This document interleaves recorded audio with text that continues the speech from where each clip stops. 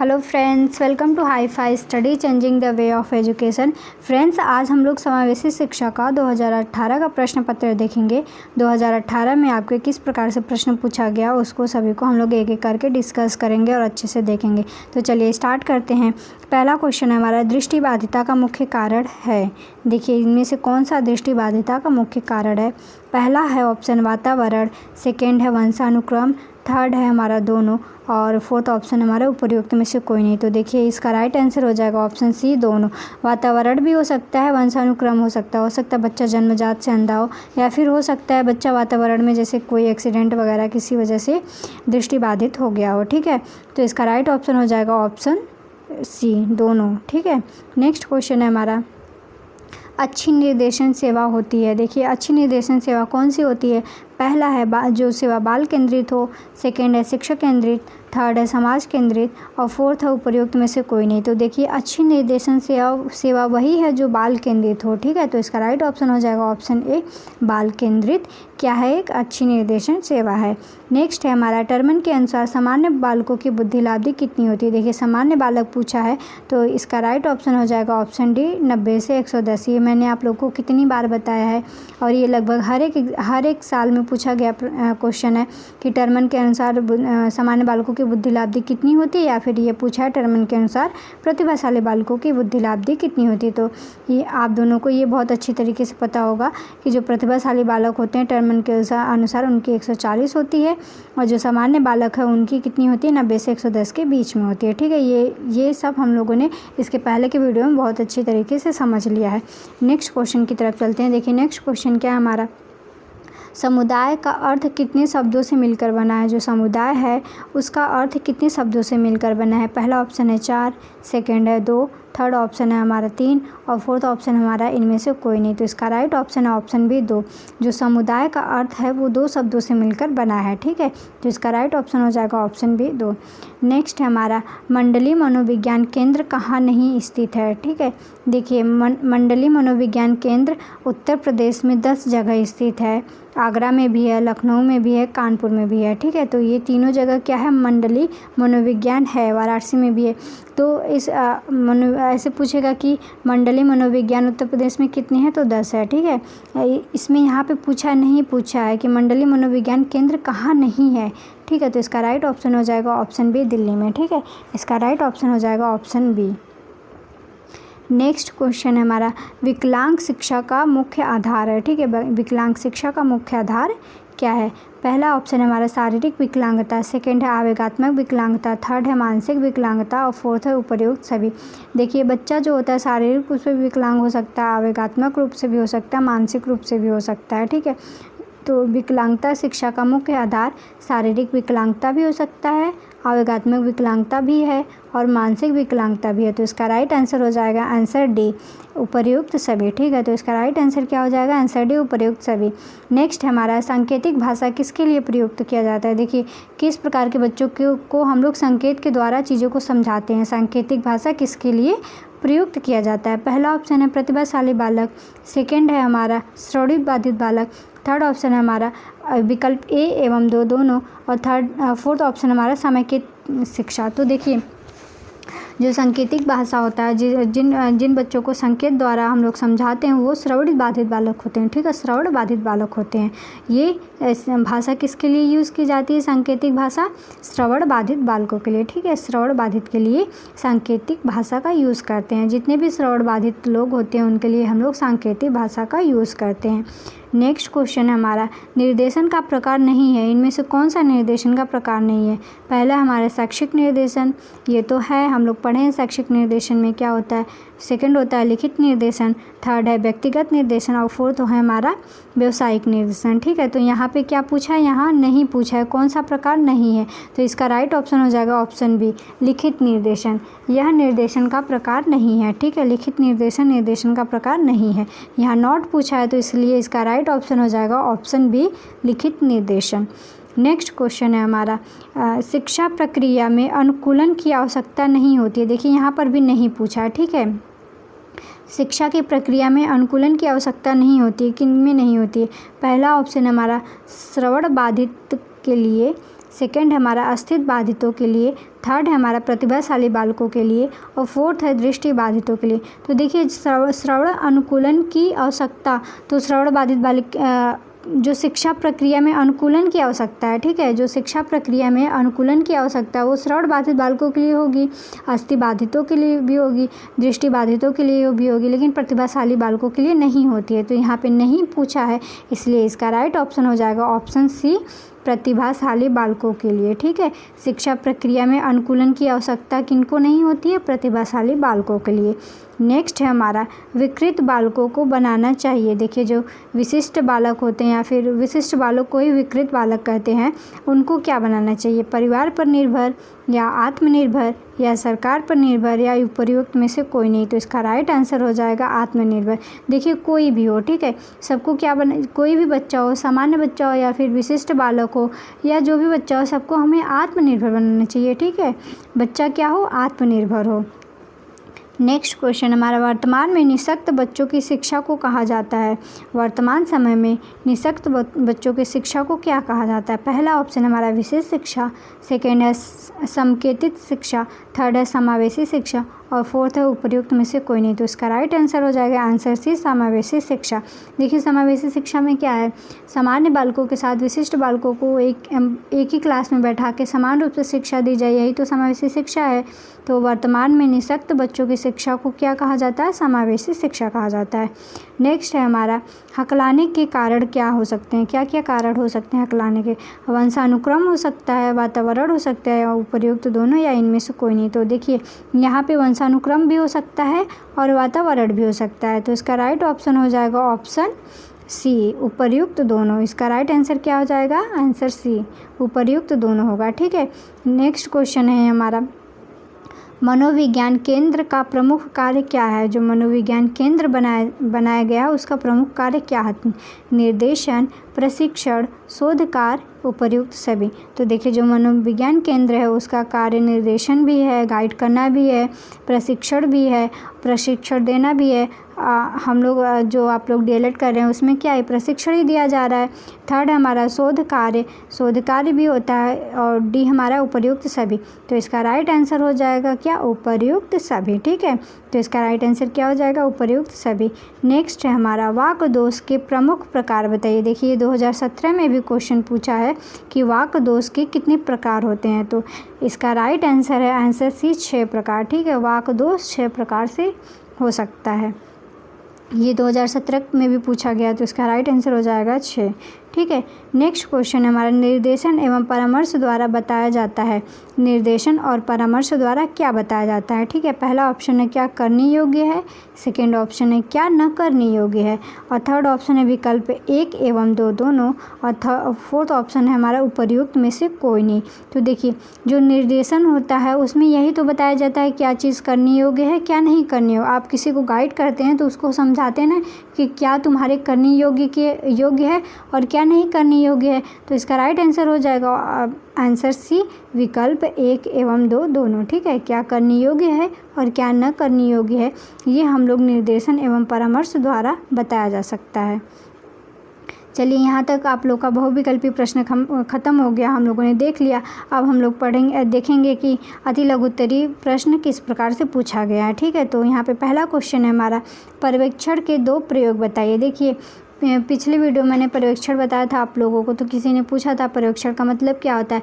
देखिए पर्यवेक्षण का मतलब यही होता है कि किसी अधिकारी द्वारा किसी कर्मचारी की निगरानी रखना। जैसे आप किसी को कोई काम दिए हैं, ठीक है, वो काम ठीक तरीके से हो रहा है, सही समय पे हो रहा है कि नहीं, उसकी निगरानी करना। ठीक है, उसी को पर्यवेक्षण करते हैं। और पर्यवेक्षण में निर्देशन भी दिया जाता है कि अगर जो काम आप किसी को सौंपें वो ठीक तरीके से सही समय पर करें। ठीक है, तो उसके लिए निर्देश भी दिया जाता है।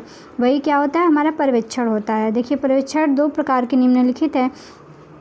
पहला है हमारा स्वायत्त या आधिकारिक पर्यवेक्षण और सेकंड है लोकतांत्रिक पर्यवेक्षण। ठीक है, आधिकारिक पर्यवेक्षण और लोकतांत्रिक पर्यवेक्षण। नेक्स्ट है हमारा, डायट के 2 विभाग का नाम बताइए।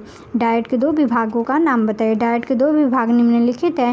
पहला है पाठ्यक्रम अधिगम सामग्री विकास और मूल्यांकन विभाग, जहाँ पे मूल्यांकन होता है, और सेकंड है हमारा शैक्षिक प्रौद्योगिक प्रभाग। ठीक है, शैक्षिक प्रौद्योगिक विभाग। नेक्स्ट क्वेश्चन है हमारा, परामर्श की कोई एक विशेष परिभाषा लेखक के नाम सहित लिखिए। देखिए परामर्श की कोई एक परिभाषा लिखिए और लेखक के नाम सहित लिखिए।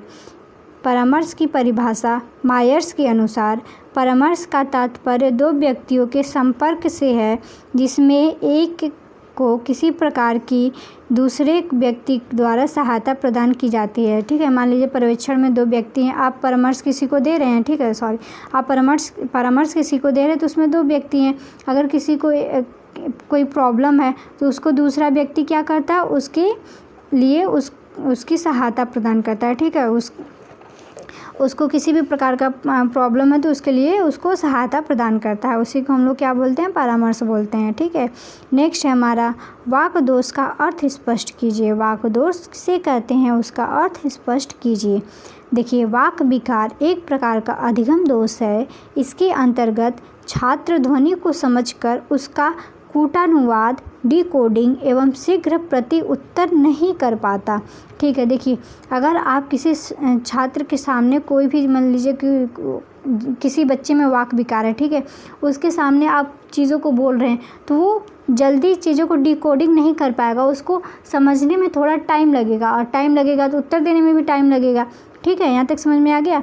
अथवा इसे करने में उसे कठिनाई होती है। ठीक है, और आपकी भाषा को मतलब आप अगर जल्दी में बोल दिए तो उसको समझने में क्या होगा, कठिनाई होगी। इस समस्या से ग्रसित छात्र को भाषा को समझने एवं नामों को दोहराने में अधिक समय लगता है। ठीक है, उसको क्या बोलते हैं, वाक् दोष कहते हैं। वाक् दोष अगर बच्चे में किसी प्रकार का वाक् विकार है किसी बच्चे में, तो आप उसके सामने अगर चीज़ों को बोल रहे हैं तो वो ज़्यादा टाइम लेके समझेगा और उसका उत्तर भी शीघ्र नहीं दे पाएगा और उसको समझने में भी कठिनाई होती है। ठीक है, और कोई हार्ड वर्ड है तो उसको दोहराने में भी प्रॉब्लम होता है। नेक्स्ट है हमारा, बाल अपराध के दो कारण समझाइए। ठीक है, बाल अपराध के दो कारण लिखिए। बाल अपराध के दो कारण निम्नलिखित है। पहला है वंशानुक्रमिक कारण, सेकंड है शारीरिक कारण। देखिए वंशानुक्रमिक कारण में क्या है, वंशानुक्रमवादियों ने बाल अपराध के लिए वंशानुक्रम को उत्तरदायी ठहराया है। उनके अनुसार अपराधी प्रवृत्ति के माता पिता की अधिकतर संतानें अपराधी प्रवृत्ति की होती हैं। देखिए ये ज़रूरी नहीं है कि जिन बच्चे के माता पिता अपराधी हो उनका बच्चा भी अपराधी हो, ये ज़रूरी नहीं है। लेकिन वंशानुक्रमवादियों का ये कहना था कि अधिकतर देखा गया है कि जिन बच्चों के माता पिता अपराध के रास्ते पे हैं या अपराधी हैं, उनके बच्चे भी अपराध के रास्ते पे चल पड़ते हैं। ठीक है, सेकेंड है हमारा शारीरिक कारण। हो सकता है बच्चे में शारीरिक दोष हो या बच्चा अस्वस्थ शरीर तथा रोगग्रस्त हो। ठीक है, यहाँ तक समझ में आ गया सभी को। फ्रेंड्स, अगर आप लोग को समझ में आ रहा हो तो प्लीज़ वीडियो को लाइक कीजिएगा। नेक्स्ट क्वेश्चन है हमारा, विद्यालय पर्यवेक्षण के क्षेत्र बताइए। विद्यालय पर्यवेक्षण के कौन कौन से क्षेत्र हैं बताइए। विद्यालय पर्यवेक्षण के क्षेत्र निम्नलिखित हैं। पहला है बच्चों के दृष्टिकोण एवं अधिकार, सेकेंड है सामाजिक एवं शिक्षा नीति, थर्ड है स्थिरता, फोर्थ है हमारा शिक्षा के पारिस्थितिक या पर्यावरण पहलू, और फिफ्थ है हमारा शिक्षक पहचान और शिक्षक विकास। ठीक है, नेक्स्ट क्वेश्चन है हमारा, निरीक्षण प्रणाली में सुधार के कोई दो सुझाव लिखिए। ठीक है, निरीक्षण प्रणाली में सुधार के सुझाव निम्नलिखित है। पहला है निरीक्षणकर्ता साथ मिलकर काम करे। जो निरीक्षण करता है वे सभी लोग एक साथ मिलकर कार्य करें। दूसरा है वास्तविकता जानने हेतु कक्षागत वीडियो का प्रयोग करें। जो वास्तविकता है उसको जानने के लिए कक्षागत वीडियो का प्रयोग करें। नेक्स्ट क्वेश्चन है हमारा, योग्य परामर्शदाताओं द्वारा किसी दूसरे व्यक्ति को दी जाने वाली सहायता निर्देशन कहलाती है। यह परिभाषा किसका है। ठीक है, देखिए यह परिभाषा किसका है, तो ये परिभाषा किसका है, क्रो एंड क्रो का। ठीक है, क्रो एंड क्रो के अनुसार यह परिभाषा दी गई है कि योग्य परामर्शदाताओं द्वारा किसी दूसरे व्यक्ति को दी जाने वाली सहायता, जैसे किसी दूसरे व्यक्ति को जो सहायता दी जाती है वही क्या है, निर्देशन कहलाती है। कथन किसका है, क्रो एंड क्रो का है। ठीक है, नेक्स्ट क्वेश्चन है हमारा, अधिगम अक्षमता वाले बालकों के दो प्रकार बताइए। जो बालक अधिगम अक्षमता वाले हैं उनके दो प्रकार बताइए। देखिए अधिगम अक्षमता वाले बालकों के दो प्रकार हैं। पहला है डिसलेक्सिया। डिसलेक्सिया क्या होता है, जैसे डिसलेक्सिया में ये आपका सीटेट और यूपीटेट में क्वेश्चन पूछता है बहुत कि डिसलेक्सिया किससे संबंधित है। तो जिन बच्चों में पढ़ने में कठिनाई होती है, ठीक है, जिन बच्चों को पढ़ने में कठिनाई होती है उसे वो बच्चे क्या होते हैं, डिसलेक्सिया से ग्रसित होते हैं, ठीक है। डिसलेक्सिया किससे संबंधित है, डिसलेक्सिया पढ़ने संबंधित विकार है, ठीक है। जैसे इसको आप लोग ना एक ट्रिक से समझिए कि अगर डिसलेक्सिया में क्या लक्ष्य छुपा हुआ है, लक्ष्य क्या होता है, एक साबुन होता है। अगर बच्चा लक्ष्य को ठीक तरीके से पढ़ नहीं पा रहा है, ठीक है, तो उसमें कौन सा अक्षमता पाया जाएगा, डिसलेक्सिया। बच्चा डिसलेक्सिया पढ़ने संबंधित विकार है, ठीक है। डिसलेक्सिया किससे संबंधित है, पढ़ने संबंधित विकार है डिसलेक्सिया। जिन बच्चों में डिसलेक्सिया पाया जाता है वो बच्चे ठीक तरीके से पढ़ नहीं पाते, ठीक है, उल्टा पढ़ते हैं। नेक्स्ट क्वेश्चन है हमारा ADHD ग्रसित बालक। देखिए ADHD क्या है यहाँ पे, ADHD ग्रस्त बालक। सबसे पहले तो हम लोग इसका फुल फॉर्म जानते हैं। ADHD का फुल फॉर्म क्या है, ADHD का फुल फॉर्म है अटेंशन डिफिशियंसी हाइपर डिसऑर्डर, ठीक है। अटेंशन डिफिशियंस हाइपर डिसऑर्डर, इसका फुल फॉर्म ये है। इसका मतलब क्या होता है कि बच्चा जो होता है, जैसे मान लीजिए कोई बच्चा है, अगर आप उसको एक जगह बैठा दिए तो वो अटेंशन देकर ज़्यादा समय तक, जैसे कोई बच्चा वो कहीं पे आप उसको बैठा दिए तो वो ज़्यादा समय तक अटेंशन देकर नहीं बैठ पाता है, ठीक है, ज़्यादा देर तक अपना अटेंशन नहीं दे पाता है वहाँ पे, तो उसको क्या हो जाता है, वो बच्चा ADHD से ग्रस्त बालक कहलाता है, ठीक है। ये ADHD समझ में आ गया आप सभी को। नेक्स्ट क्वेश्चन है हमारा, धीमी गति से सीखने में कौन कौन से कारण हैं, धीमी गति के सीखने से कौन कौन से कारण हैं। देखिए धीमी गति से सीखने के निम्नलिखित कारण है। पहला है असामान्य रूप से कम बौद्धिक क्षमता। देखिए जिन बच्चों का IQ लेवल सामान्य बालकों से थोड़ा कम होता है, अगर उनका IQ लेवल कम है तो बच्चा ऐसे ही धीमी गति से सीखेगा, उसको चीज़ें अच्छे से जल्दी से समझ में नहीं आएगी, उसको आपको बार बार बताना पड़ेगा, तो बच्चा क्या हो जाएगा, धीमी गति से सीखने वाला। सेकंड हमारा लंबी बीमारी एवं स्कूल से लंबी अनुपस्थिति। देखिए अब हो सकता है किसी बच्चे को बहुत लंबे टाइम तक की कोई बीमारी ऐसी हो जाए जिससे बच्चा पढ़ाई ना कर पाए, या फिर बच्चा लंबे समय तक अगर स्कूल में नहीं आ पा रहा है तो क्या हो जाएगा, बच्चा धीमी गति से सीखने वाले। ये सब क्या है, धीमी गति से सीखने के कारण है, ठीक है। बच्चे को आप कोई भी चीज़ समझाएंगे उसको जल्दी नहीं समझ में आएगा, अगर प्रॉपर तरीके से स्कूल नहीं आ रहा है, पूरा अपना कंसंट्रेशन नहीं दे पा रहा है क्लास में, तो ये सब क्या कारण है, धीमी गति से सीखने के कारण है। नेक्स्ट क्वेश्चन हमारा, समावेशी बालक किस प्रकार के बालक होते हैं, ठीक है।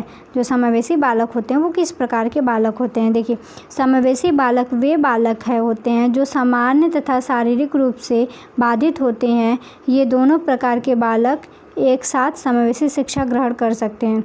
देखिए समावेशी बालक वे होते हैं जो सामान्य तथा शारीरिक रूप से बाधित होते हैं।